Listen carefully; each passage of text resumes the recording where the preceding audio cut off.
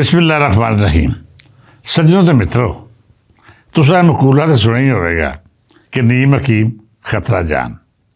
इंज जिहड़ा कच्चा दानशर होए या फिर उसकी इलमी हैसीयत कमज़ोर होए, ज़मीनी हकायक तो नावाकफियत तो जहालत उसके महदूद इलम तो गालब होए, तो फिर अजय दानशर दी गल्लां विचों अजय अटूट पटांग फलसफे बरामद होणगे जिहड़े तुहानूं पुट्ठे राह ला देणगे।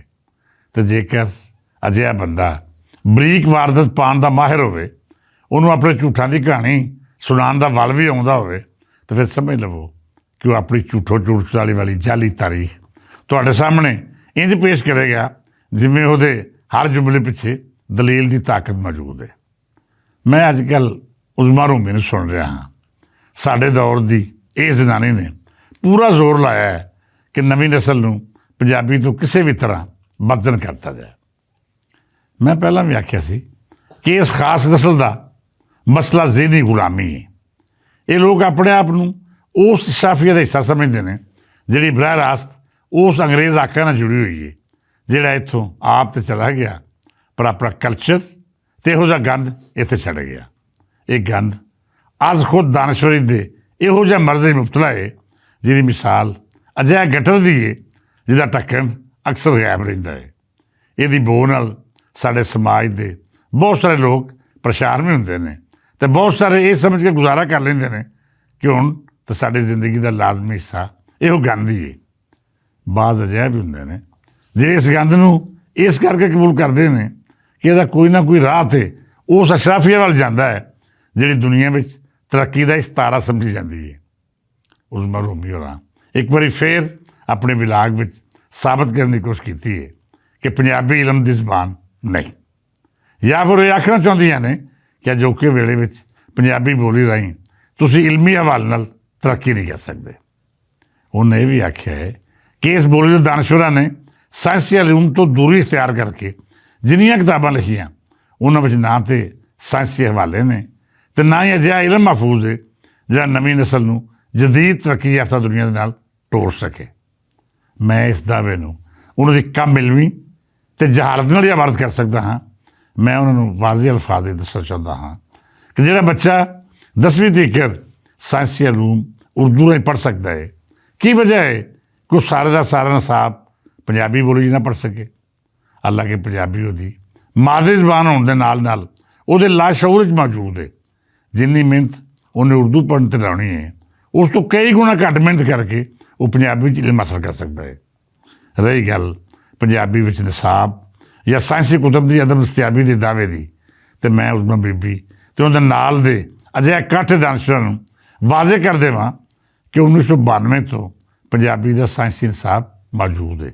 जी हाँ, वो किताबां जिहड़ियां साडे पढ़ियार स्कूलों कॉलेजों में उर्दू जबान में पढ़ते हैं वो सारे का सारा निसाब बल्कि उस तो जदीद ते तरक्कीयाफ्ता शक्ल में पंजाबी उस्तादां ने तरतीब दिता होया है। 10वीं तक पंजाबी बोली राहीं मुकम्मल निसाब अज तो 30 वारे पहला ही तरतीब दिता गया सी जिन्हों वेले दे नाल नाल अपडेट किया जाता है। ये निसाब साढ़े कोल मौजूद है, बायोलॉजी, फिजिक्स, कैमिस्ट्री ते दे नाल हिसाब। बाकी किताबां में पंजाबी राहीं इलमी खजाना बना के असीं सरकार नूं पेश कीतियां ने, पर उन्होंने इस पासे तवज्जो नहीं दी क्यों जो उनका मसला भी वो इस आसे कमतर ही है जिहड़ा उज़मा रूमी होरां दे लाशऊर मौजूद है। पंजाबी निसाब की तरतीब इंजीनियर रियाज घुमन होरां दी दिन रात बिन दा नतीजा है जिन्हें एक दर्जे तो जायद सुजवाना जिनका ताल्लक हयाती के वक् वक् शोबे नाल है जिहड़े अमली हयाती विच इंजीनियर, साइंसदान ते डॉक्टर ने, उन्होंने सब ने दिन रात एक करके वो निसाब तरतीब दिता जिहड़ा पंजाब टैक्स बोर्ड तो बहुत म्यारी ते जदीद है। हुण उज़मा रूमी की नालायकी, जहालत ते पंजाब दुश्मनी का इस तो वड्डा की सबूत हो सकता है कि उन्होंने जाने बगैर ही खिताब ठोक मारिया कि पंजाब कोल अपनी बोली विच मुकम्मल साइंसी इलूम का निसाब मौजूद है जिन्होंने वेले वेले पूरी जिम्मेदारी नाल अपडेट किया जाता है।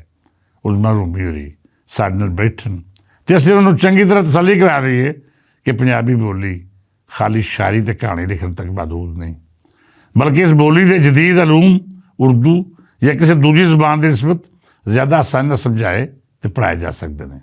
ये वक्री गल है कि पंजाबी बोली शायरी ते दास्तान का कैनवस एडा वड्डा है कि बाकी चीज़ां ਉਹਦੇ ਪਿੱਛੇ ਲੁਕ ਜਾਂਦੀਆਂ ਨੇ। ਭੈਣ ਮੇਰੀਏ, ਇਹ ਜ਼ਬਾਨ ਦੀ ਖਾਮੀ ਜਾਂ ਕਮਜ਼ੋਰੀ ਨਹੀਂ, ਬਲਕਿ ਜ਼ਬਾਨ ਦਾ ਅਰੂਪ ਤੇ ਅਜ਼ਮਤ ਹੈ। ਹੁਣ ਜਿਹੜੀ ਗੱਲ ਜਨਾਬ ਜਾਂ ਕਾਠੇ ਦਾਨਸ਼ਵਰ ਕਰਦੇ ਨੇ ਕਿ ਪੰਜਾਬੀ ਬੋਲੀ ਰਾਹੀਂ ਅੱਜ ਤੱਕ ਸਾਇੰਸ ਕਿਉਂ ਨਹੀਂ ਪੜ੍ਹਾਏਗੀ, ਮੈਂ ਉਹਨੂੰ ਅਰਜ਼ ਕਰਾਂਗਾ ਕਿ ਪਿਛਲੇ 1000 ਵਰ੍ਹਿਆਂ ਤੋਂ ਸਾਡੇ ਪੰਜਾਬ ਉੱਤੇ ਮਾਸਵਾਏ ਮਹਾਰਾਜਾ ਰਣਜੀਤ ਸਿੰਘ ਦੇ ਕਦੀ ਵੀ ਪੰਜਾਬੀਆਂ ਨੇ ਬਾਕਾਇਦਾ ਹੁਕਮਰਾਨੀ ਨਹੀਂ ਕੀਤੀ। ਰਣਜੀਤ ਸਿੰਘ ਦਰਬਾਰ ਦੀ ਜ਼ਬਾਨ ਜੇਕਰ ਫਾਰਸੀ ਸੀ ਤਾਂ ਉਹਦੀ ਇੱਕ ਵਜ੍ਹਾ ਪਿਛਲੇ 800 ਵਰ੍ਹੇ ਸਨ। ਉਹਨਾਂ 800 ਵਰ੍ਹਿਆਂ ਵਿੱਚ ਜੋ ਹੁੰਦਾ ਆਇਆ ਉਹਨੂੰ ਯਕਲਖ ਤਬਦੀਲ ਨਹੀਂ ਸੀ ਕੀਤਾ ਜਾ ਸਕਦਾ। ਮਹਾਰਾਜਾ ਰਣਜੀਤ ਸਿੰਘ ਨੇ ਪੰਜਾਬੀ ਬੋਲੀ ਵਿੱਚ ਪੜ੍ਹਾਈ ਦਾ ਮੁਕੰਮਲ ਮਨਸੂਬਾ ਬਣਾ ਰੱਖਿਆ ਸੀ, ਜਿਹਦੇ ਉੱਤੇ ਮੁਸਲਮਾਨਾਂ, ਹਿੰਦੂਆਂ ਅਤੇ ਸਿੱਖਾਂ ਨਾਲ ਜੁੜਤ ਰੱਖਣ ਵਾਲੇ ਵੇਲੇ ਦੇ ਵੱਡੇ ਨਾਂ ਕੰਮ ਕਰਦੇ ਸਨ। ਇਹੋ ਹੀ ਨਹੀਂ ਬਲਕਿ ਰਣਜੀਤ ਸਿੰਘ ਦੇ ਦੌਰ ਵਿੱਚ ਹੀ ਬੱਚਿਆਂ ਨੂੰ ਜਦੀਦ ਤਾਲੀਮ ਦੇਣ ਲਈ ਸਕੂਲਾਂ ਦਾ ਮੁੱਢ ਰੱਖ ਦਿੱਤਾ ਗਿਆ ਸੀ, ਜਿੱਥੇ ਉਸ ਵੇਲੇ ਦੀ ਆਲਾ ਤਾਲੀਮ ਦੇਣ ਦਾ ਮੁਕੰਮਲ ਪ੍ਰਬੰਧ ਕੀਤਾ ਗਿਆ ਸੀ। ਹੁਣ ਜੇਕਰ ਕੋਈ ਮਹਾਰਾਜਾ ਰਣਜੀਤ ਸਿੰਘ ਦਾ ਹਵਾਲਾ ਦੇ ਕੇ ਇਹ ਦਾਅਵਾ ਕਰ ਦੇਵੇ ਕਿਉਂ ਜੀ ਉਹਦੇ ਦਰਬਾਰ ਦੀ ਬੋਲੀ ਪੰਜਾਬੀ ਨਹੀਂ ਸੀ, ਇਸ ਕਰਕੇ ਪੰਜਾਬੀ ਬੋਲੀ ਵਿੱਚ ਨਾ ਤਾਂ ਜਦੀਦ ਅਲੂਮ ਪੜ੍ਹਾਏ ਜਾ ਸਕਦੇ ਨੇ ਅਤੇ ਨਾ ਹੀ ਇਹ ਬੋਲੀ ਉਨੀ ਵੁਸਅਤ ਰੱਖਦੀ ਹੈ ਜਿੰਨੀ ਦੂਜੀਆਂ ਜ਼ਬਾਨਾਂ। ਅਜਿਹਾ ਦਾਅਵਾ ਕਰਨ ਵਾਲਾ ਬੇਵਕੂਫ ਅਤੇ ਤਾਰੀਖੀ ਹਕਾਇਕ ਤੋਂ ਨਾਵਾਕਿਫ ਹੀ ਹੋ ਸਕਦਾ ਹੈ। ਦਰ ਹਕੀਕਤ ਪੰਜਾਬੀ ਬੋਲੀ ਦੇ ਖਿਲਾਫ ਜਿੰਨੀਆਂ ਸਾਜ਼ਿਸ਼ਾਂ ਹੋਈਆਂ, ਉਹਨਾਂ ਮਗਰੋਂ ਕਿਸੇ ਬੋਲੀ ਦਾ ਆਪਣਾ ਵਜੂਦ ਬਰਕਰਾਰ ਰੱਖ ਜਾਣਾ ਹੀ ਬਹੁਤ ਵੱਡੀ ਗੱਲ ਹੈ। ਪੰਜਾਬੀ ਬੋਲੀ ਨੇ ਨਾ ਸਿਰਫ ਆਪਣਾ ਵਜੂਦ ਜ਼ਿੰਦਾ ਰੱਖਿਆ, ਬਲਕਿ ਉਸ ਵੇਲੇ ਦੇ ਜਦੀਦ ਅਲੂਮ ਵੀ ਇਸ ਬੋਲੀ ਨੇ ਲੁਕਾਈ ਤੱਕ ਪੜ੍ਹਾ ਕੇ ਸਾਬਤ ਕੀਤਾ ਕਿ ਇਸ ਜ਼ਬਾਨ ਰਾਹੀਂ ਉਹ ਸਿੱਖਿਆ ਆਸਾਨੀ ਨਾਲ ਦਿੱਤੀ ਜਾ ਸਕਦੀ ਹੈ ਜਿਹੜੀ ਤਰੱਕੀ ਦਾ ਰੋਡ ਮੈਪ ਸਾਬਤ ਹੋ ਸਕਦੀ ਹੈ। ਵਜ੍ਹਾ ਸਿਰਫ ਔਰ ਸਿਰਫ ਇਹ ਹੈ ਕਿ ਅੰਗਰੇਜ਼ ਸਰਕਾਰ ਨੇ ਪੰਜਾਬੀਆਂ ਨੂੰ ਆਪਣੀ ਬੋਲੀ ਨਾਲ ਜੋੜਨ ਲਈ ਮੁਕਾਮੀ ਜ਼ਬਾਨ ਨੂੰ ਰੱਦ ਕਰ ਦਿੱਤਾ।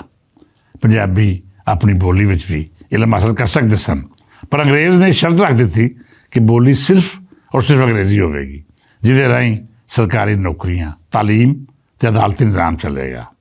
ਹੁਣ ਅੰਗਰੇਜ਼ ਹੁਕਮਰਾਨੀ ਦੀ ਸਦੀ ਜਿਹਦੇ ਵਿੱਚ ਪੰਜਾਬੀ ਬੋਲੀ ਦੀ ਹੌਸਲਾ ਸਿੱਖਣੀ ਅਤੇ ਅੰਗਰੇਜ਼ੀ ਸਿੱਖਣ ਵਾਲੇ ਲਈ ਬਰਾਤ ਹੋਣ, ਉਰਦੂ ਬੋਲੀ ਨੂੰ ਅਵਾਮੀ ਜ਼ਬਾਨ ਆਖਿਆ ਜਾਏ, ਫਿਰ ਇਸ ਨੂੰ ਮਜ਼ਹਬ ਇਸਲਾਮ ਨਾਲ ਜੋੜਨ ਦੀ ਕੋਸ਼ਿਸ਼ ਕੀਤੀ ਜਾਏ, ਅਤੇ ਫਿਰ ਤੁਸੀਂ ਆਪ ਸਮਝਦਾਰ ਹੋ ਕਿ ਪੰਜਾਬੀ ਜ਼ੁਬਾਨ ਕਿੰਨਾ ਮੁਸ਼ਕਿਲਾਤ ਦਾ ਸਾਹਮਣਾ ਕਰਦੀ ਰਹੀ ਹੋਵੇਗੀ।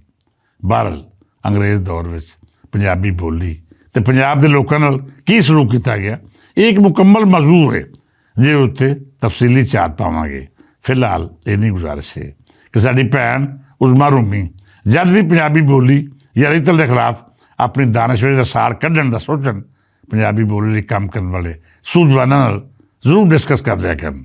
ਮਤਾ ਇਹ ਨਾ ਹੋਵੇ ਕਿ ਬਾਅਦ ਵਿੱਚ ਉਹਨੂੰ ਸ਼ਰਮਿੰਦਾ ਹੋਣਾ ਪਵੇ। ਮੈਂ ਨਹੀਂ ਚਾਹੁੰਦਾ ਕਿ ਸਾਡੀ ਉਮਰ ਦੇ ਲੋਕ ਨਵੀਂ ਨਸਲ ਦੇ ਸਾਹਮਣੇ ਆਪਣੇ ਝੂਠਾਪਣ ਨੂੰ ਸ਼ਰਮਸਾਰ ਹੋਣ।